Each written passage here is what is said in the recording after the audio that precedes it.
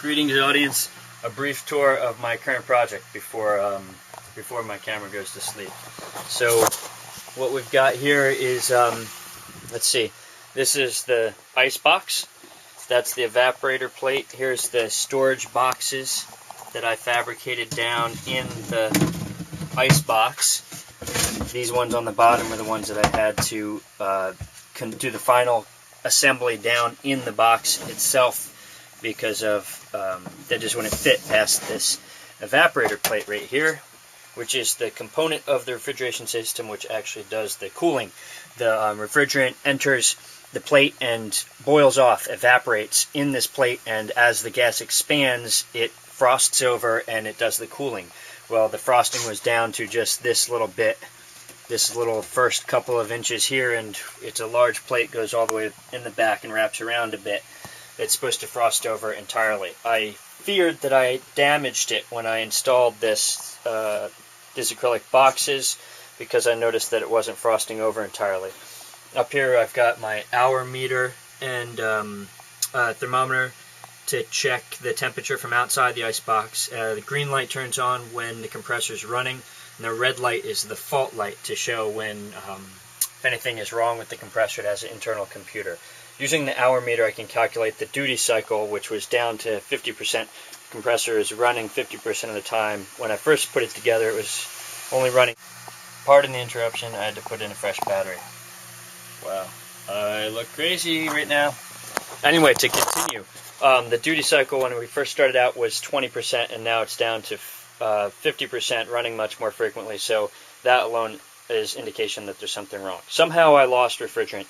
The evaporator plate should frost over 100% when it's properly charged. It was, like I said, the frost was only down to this little portion along here, and duty cycle is 50%. So this is where our bedding is now. The boat is, we have lots of projects going on at once, especially up in the quarter berth.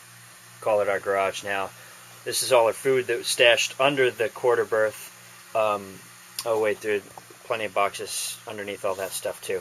Anyway, to show you the project right here. This is the quarter berth where we normally sleep, temporarily dismantled. This is my refrigeration setup here. That's the compressor skid with all of the various equipment on it that I built. The black thing is the actual compressor. That thing itself is the most expensive thing, $500 bucks. But it'll run forever if you don't, deliberately mess it up. This thing right here, this colorful thing, is called a gauge set. The blue is the low pressure side. The red is the high pressure side. You hook it up to the service fittings over here. The copper tubing that you see is the actual refrigerant tubing that leads to the icebox up front. This is the air-cooled condenser, and I have a vacuum pump hooked up to the gauge set, which I just purchased this morning. I got it for only $170 bucks. It's a cheap one, but it should do the job. It will evacuate the air at the least, and if I get it warm enough and keep the compressor in good enough shape, I'm hoping that it will also pull a deep enough vacuum to dehumidify the system, which is one thing that you need to be careful of also.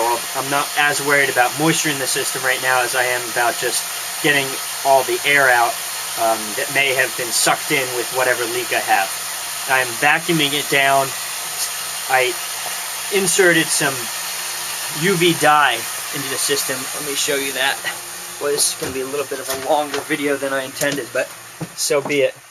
Okay, this right here is my little container of UV dye that I picked up at Kragen, a little eyedropper, and a male flare fitting.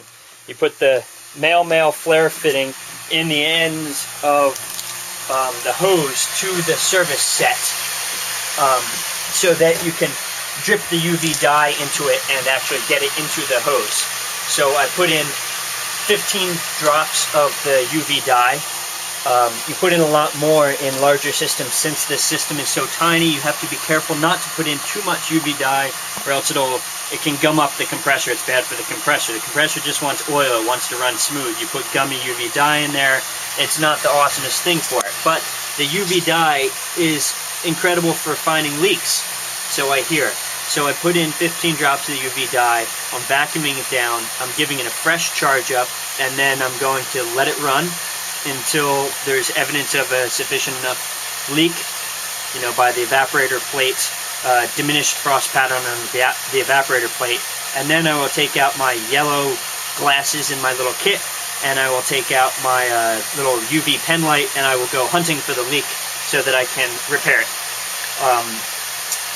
Right now I have no idea where the leak is, so I can't fix it, and we have to sleep here tonight. Pete is coming, so we have to get this done today. So I'm vacuuming down the system for a couple hours. Hopefully it will help dehumidify the whole thing. And I might even take a hairdryer and point it at everything, trying to warm it up sufficiently to